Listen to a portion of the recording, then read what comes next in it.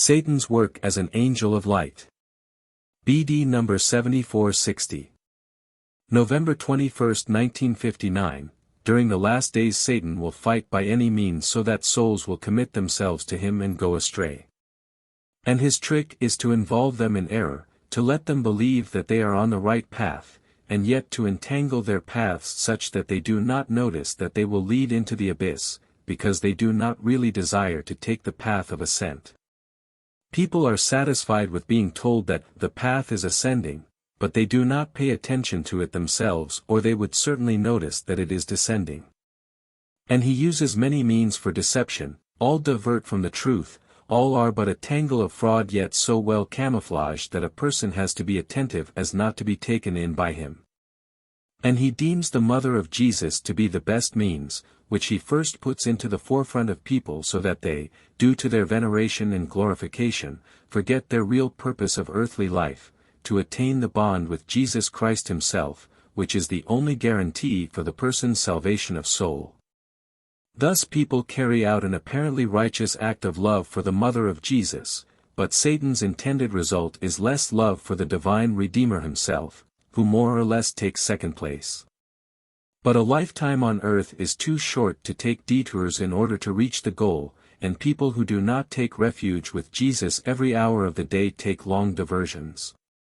The contact with him is so extremely important that it cannot be established often enough, and for this reason alone every glorification of the Mother of God means a deviation from the actual objective of life to establish this very contact, on which a person's salvation of soul depends.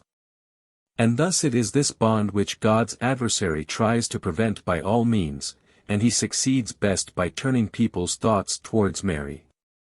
He is able to do so through unusual apparitions initiated by himself, but he makes himself visible in the guise of an angel of light to people who are particularly suited to perceive psychic phenomena. Through these apparitions he predicts forthcoming events to people, which he indeed knows will happen, and thus he creates an impression of credibility even though it is a strategy of disguise in order to cause even greater confusion.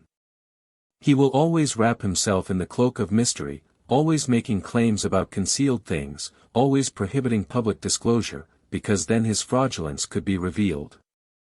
He will only ever provide veiled information because he lacks precise knowledge, but in bright moments even he occasionally recognizes the seriousness of the times when he himself will also be dealt with.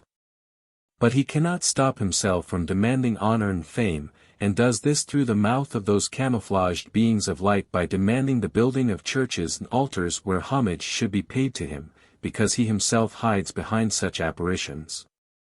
And the most obvious indication of an anti-spirit rests in the fact that people are demanded to pay homage before the world to those in whose garment darkness keeps itself imperceptible.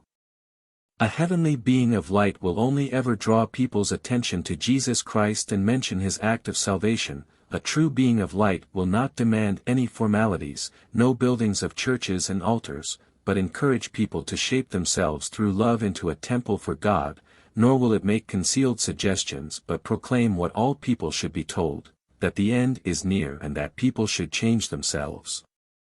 A true being of light will not persuade people to perform formal prayers for hours either, but motivate them to establish a living bond with Jesus Christ, where only and forever salvation is to be found.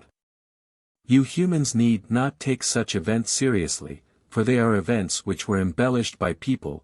They happened in a primitive manner and were only later presented as unusual experiences. A good basis for this was prepared, because the Mother of God worship was already too deeply ingrained in people, and even minor events caused feverish activity in them and created the foundation to believe in ever more improbable things. But they were by no means divinely spiritual apparitions which were to reinforce people's faith in worshipping the Mother of God, for it is not her will to distinguish herself from her Son Jesus Christ. Instead she will only ever call attention to him and his act of salvation, if ever she will make an appearance. For the human being's goal is the unification with God in Jesus Christ, which should be aspired to every hour and every day, and this is the true and only path which should be walked on earth. Amen.